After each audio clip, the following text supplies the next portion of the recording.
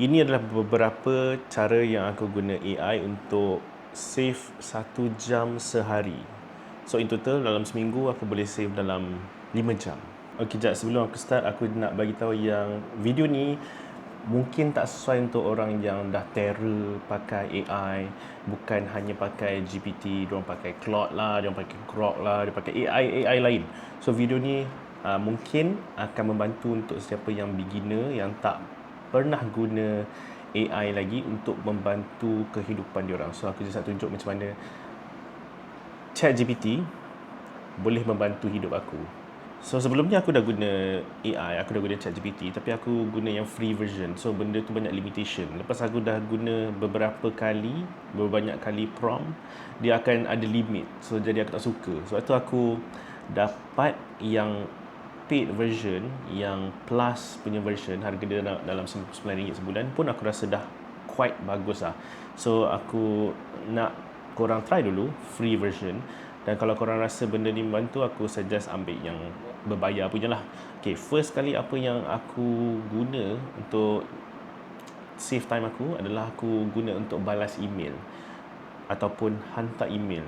Sebab aku tak tahu sangat bahasa email ni. Jadi kita macam ni lah. Contoh kita tolong send email, tolong tulis email kepada pengarah Jabatan Teknik cara main violin di Malaysia. Ni aku merepek je. Aku pun tak tahu ada ke Jabatan Teknik cara main violin kan.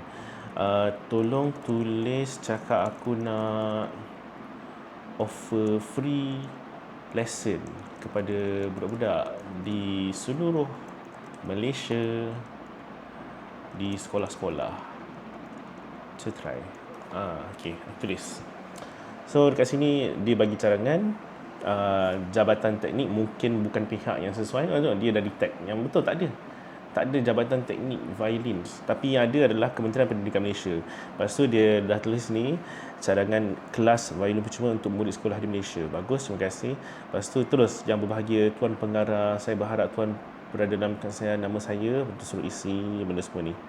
Tujuan program ini saya okey. So macam tu.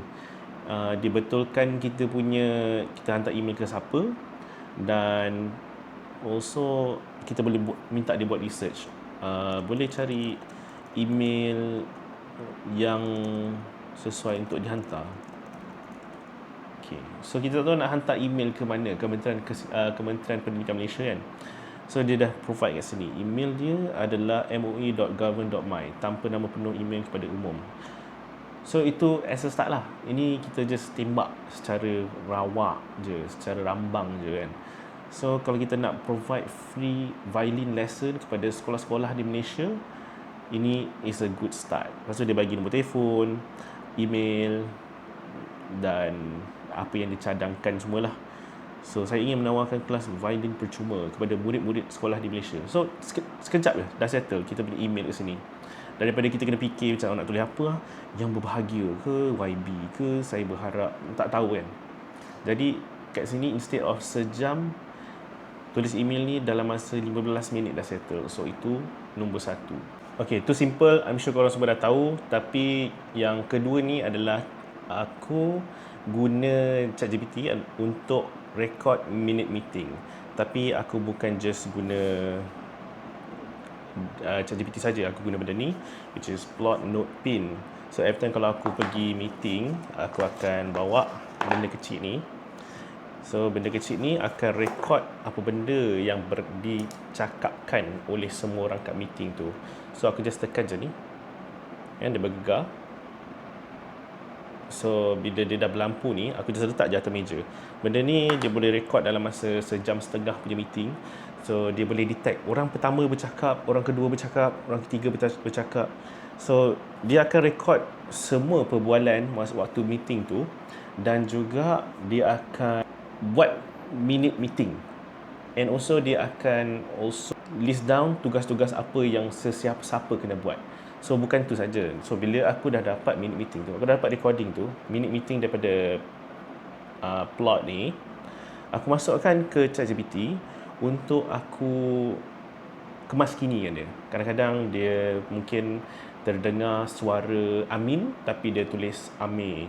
Mungkin dia tersalah dengar sedikit tapi it's quite accurate dah. So aku masukkan kat sini. Aku ambil dia punya notes and also dia punya recording. Aku masukkan ke dalam ChatGPT ni dan aku cakap kat GPT, tolong keluarkan 1 minit meetings yang kita kena buat dan sebagainya, apa benda, dan keluarkan dalam PDF, dan aku akan download PDF punya version daripada ChatGPT ni. So it's quite powerful. So kalau korang nak ada unfair advantage dekat tempat kerja korang, aku suggest korang beli satu AI plot note pin ni. And also dia macam quite subtle. Ada dua jenis. Satu yang subtle macam ni, quite subtle macam ni, orang tak sedar pun. Lagi satu adalah dia jenis yang letak kat belakang phone, tapi dia macam besar saiz macam phone lah. So aku tak suka. Aku suka yang macam ni je, sangat subtle. So korang boleh explore benda ni. It's not tak murah tapi also tak mahal. Dengan dia punya function, aku rasa is quite berbaloi. Harga dia dalam RM700. So ataupun mungkin sekarang tengah diskaun. Korang tengok check it out dalam description. Aku akan letak link dekat bawah-bawah dalam video ni. Okey, yang ketiga pula, aku guna ChatGPT ni untuk buat research benda-benda yang berkaitan dengan law dekat Malaysia. Sebab aku kadang-kadang kita nak buat some decision, kita kena make sure decision tu kita takkan kena saman lah. Kita buat statement bukan boleh mendatangkan unsur fitnah. Sebab sekarang ni adalah sikit-sikit orang akan saman tau. Sikit-sikit orang akan hantar LOD. So bila kita dapat saman ataupun orang hantar letter of demand, itu dah jadi legal case dah untuk kita. Dan kalau untuk defend legal case ni, kita kena hire lawyer sendiri. Hire lawyer, cost mungkin RM5,000 hingga RM10,000 hingga RM15,000. Jadi untuk save kita banyak legal issue, especially untuk kita as a employee ataupun employer, kita kena ada tahu sikit undang-undang. Jadi kita search lah, kalau saya buat statement macam ini di social media, adakah dia akan mendatangkan saman kepada saya? So contohlah, kita ni adalah satu kedai makan. Lepas tu ada orang komplain, dia kata kedai makan kita kotor, lepas tu ada semut, ada cicak. Lepas tu kita cakap macam ni, kita mungkin buat statement, saya tidak setuju yang kedai makan saya kotor kerana ada sijil penghargaan kebersihan tahap A. Jadi semut ataupun binatang kecil ataupun rambut di dalam pinggan awak adalah bukan salah kami. Perbaiki lagi statement ini, macam tu. So kita, sebelum ni aku ada kawan juga yang buka kedai makan. Waktu ni tak ada AI lagi, jadi dia perlu buat statement, dia perlu balas statement official. Jadi dia tak tahu macam nak buat, and also dia punya English pun kurang bagus, dan customer dia guna terlalu English. Customer kadang-kadang dia jenis yang sikit-sikit nak saman, sikit-sikit nak komplain. Jadi as a business owner, kadang-kadang kita terasa tau. Jadi kita kena keluarkan statement yang tak memburukkan lagi keadaan. So jadi kat sini aku dah tulis dah aku punya statement.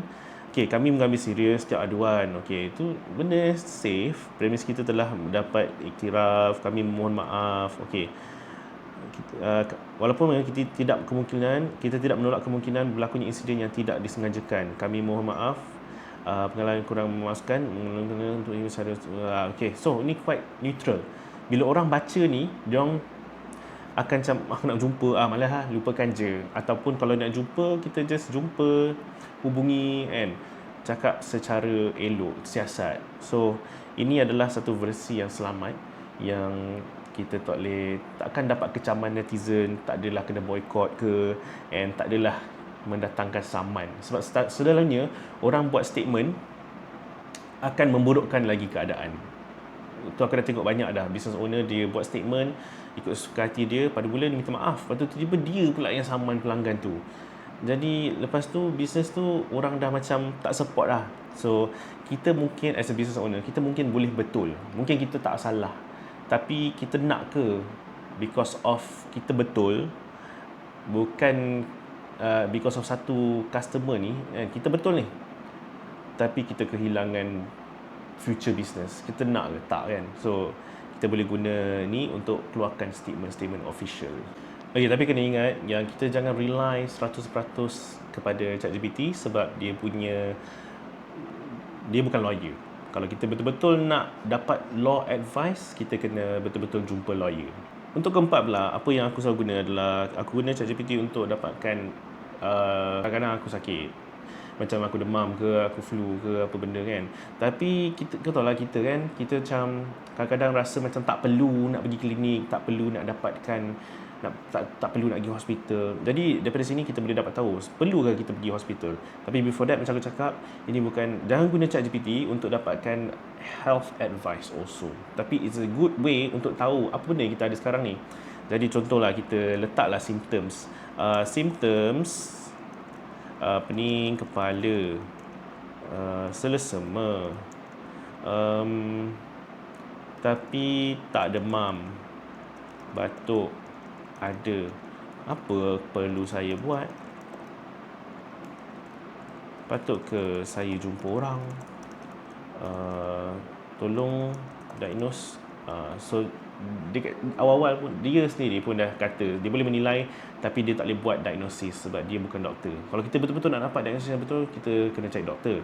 Tapi kat sini dia boleh membantu bagi tahu, oh mungkin ni adalah common cold, selesema biasa, allergies, jangkitan virus. So dia tanya lagi kita soalan, okay, berapa lama ni dah berlaku, umur berapa, batuk bekak atau sakit ke, apa benda semua. So kita jawablah, saya umur 70, dah 3 bulan sakit macam ni.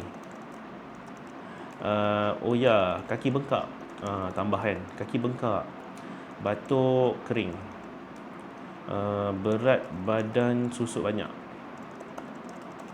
30 kg dalam masa 2 bulan. Okay, aku nak tunjuk something yang serius lah, contoh Okay, ni basically ni quite serious lah. Ni case yang quite serious. So kat sini sangat membimbangkan dan tidak sesuai dianggap sebagai selesema biasa. Umur 70, dah tua, batuk kering selama 3 bulan, kaki bengkak, berat turun 30 kg dalam masa 2 bulan. Okay, kat sini usia dia kata kat sini apa yang dibimbang, dia tak diagnose, tapi dia kata heart failure, tuberculosis, lung cancer, chronic kidney disease, hyperthyroidism. Banyak ni.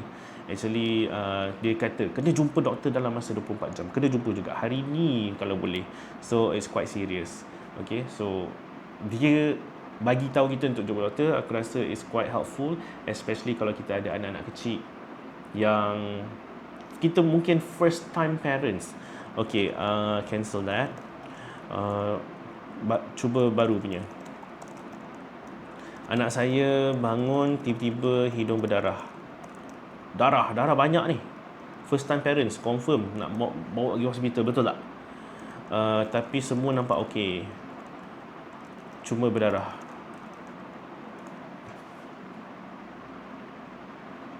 Okay, so kat sini minta anak duduk tegak, picit tekan berterusan sama 10-15 minit, suruh dia bernafas melalui mulut, jika ada boleh letak pad sejuk. Okay, dia kata okay, mungkin tak serius. Kalau darah tak berhenti selama 20 minit, jumpa doktor. Kalau pendarahan yang banyak sangat, jumpa doktor. Anak pucat, berlaku selepas terjatuh, kena kepala, hidung berdarah berulang kali. Okay, sebab tu then barulah pergi jumpa doktor. Tapi kalau just tak ada semua itu, dia macam okey je, then kita pun boleh dapat assurance yang dia biasanya ia tidak memerlukan rawatan kecemasan. So minum air, monitor dulu. Jadi tak perlulah kita pergi hospital dulu. Tapi perlu diingatkan kalau korang risau, pergi je hospital. It's better to be safe than sorry. Next, kadang-kadang aku malas nak type, aku nak cepat, aku tekan yang button ni je, button untuk voice ni. Lepas tu aku cakap, yo, tolong plan aku punya minggu ini. So aktiviti minggu ni aku, Isnin aku masuk office, and then pukul 12 tengah hari ada meeting. It's a lunch meeting dengan pengarah TNB. Lepas tu rest of the day aku tak ada apa sangat. Selasa pagi aku kena datang awal pukul 8 pagi sebab aku kena pergi site. So datang awal pukul 8 pagi, pukul 9 pergi site dengan staff-staff lain. Dan the whole day tu je lah aktiviti aku. Tapi tulis dekat dalam hari Selasa tu, which is esok, hari Isnin, yang aku kena complete form 3B final. Okay, so tulis tu Okay, Rabu aku tak ada apa. Aku masuk half day sebab pagi aku main golf daripada pukul 8 pagi dekat kampung Kuantan sampai, so aku masuk office pukul 2 ataupun let's just say aku work from home je lah.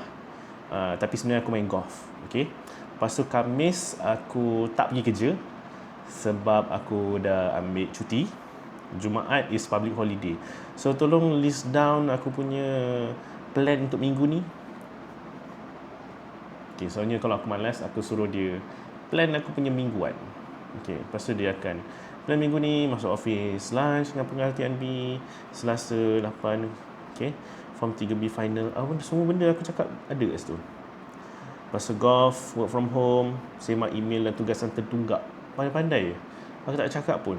Tapi dia cakap aku semak email. Mana tahu aku tak ada email. Okay, kemas kini status kerja lepas lawatan site. Dia ingat yang hari Selasa aku pergi site. Dan persediaan perkara yang perlu diselesaikan sebelum cuti panjang. Dia tahu yang aku cuti panjang hari Khamis dengan Jumaat. Wow, okay. Khamis cuti tahunan, tiada komitmen kerja, Jumaat public holiday. So, dia ringkaskan sekali and dia plan aku punya week. So, aku rasa ni adalah sangat bagus. Aku je cakap je, tak perlu aku nak type. So, korang pun boleh guna macam tu untuk aturkan korang punya schedule kerja mingguan. Okay, last kali ni aku nak tunjuk macam mana kita boleh interact dengan ChatGPT ni seolah-olah dia adalah seorang manusia. So tekan satu butang yang biru kat tepi ni, kita boleh cakap dengan dia. Kena disable temporary chat. Okay, tak kisah. Alright, so kita boleh tanya dia soalan. Anyway, apa aku panggil kau? Aku Manja, kawan sembang kau dalam talian. Aku boleh tolong kau brainstorm idea, selesaikan masalah, atau sekadar sembang santai. Okay, jap. First aku nak tukar nama kau, tukar jadi Bobby. Lepas tu tukar jadi suara lelaki yang lebih masculine sikit. Baik, mulai sekarang kau boleh panggil aku Bobby. Suara aku pun dah lebih maskulin mantap. Okay. Kalau ada apa-apa, kita teruskan je. Aku ready. Tukar jadi aksen Melayu boleh? Okey, sekarang aku cakap dengan lohat Melayu. Apa-apa saja yang kau nak sembang, mari kita teruskan. Aku ada untuk kau, bro. Actually aku tak suka lah. Tukar jadi kau adalah seorang penulis buku daripada Sweden yang pandai bercakap bahasa Melayu, tapi kau punya hobi adalah bela kucing. So kau ada 12 kucing. Jadi saya ini penulis buku dari Sweden, tapi saya memang fasih berbahasa Melayu. Dalam masa lapang, saya bela 12 ekor kucing. Setiap hari, sambil menulis, saya ditemani oleh kucing. Okey, dah banyak sangat. Okey, anyway, aku nak perlukan pertolongan kau. Tolong buat untuk aku satu thumbnail YouTube untuk video yang aku tengah buat sekarang ni, which is macam mana AI, ChatGPT especially, boleh save masa aku 5 jam seminggu, which is 1 jam sehari lah. Buat satu thumbnail YouTube untuk aku. Baik, bayangkan thumbnail dengan teks yang jelas dan bold. Jimat 5 jam seminggu dengan ChatGPT. Guna warna kontras. Okey, aku tahu. Kau tak payah nak tulis, kau just buat je gambar tu. Aku tak boleh terus hasilkan gambar sendiri, tapi aku boleh bagi idea visual untuk kau guna. Fokus pada wajah kau dengan ekspresi terkejut atau kagum. Aku tak boleh lah, tapi kalau aku prompt boleh lah kan? Ya, betul. Kalau kau ada platform lain untuk buat. Alright, so kat sini voice chat ni tak boleh, tapi banyak kan. So kalau kita nak bercakap dengan dia macam manusia, boleh untuk macam brainstorm ideas lah. Soalnya aku brainstorm ideas, tapi aku tak suka sangat lah sebab dia macam terlalu merapu-rapu banyak. Tapi okey, contoh aku nak buat thumbnail YouTube untuk video ni. Thumbnail YouTube, tolong buat satu untuk cara save masa 5 jam seminggu guna gambar aku. Sekejap, aku ambil gambar lah. Kamera. Okay, pandang kamera. Okay.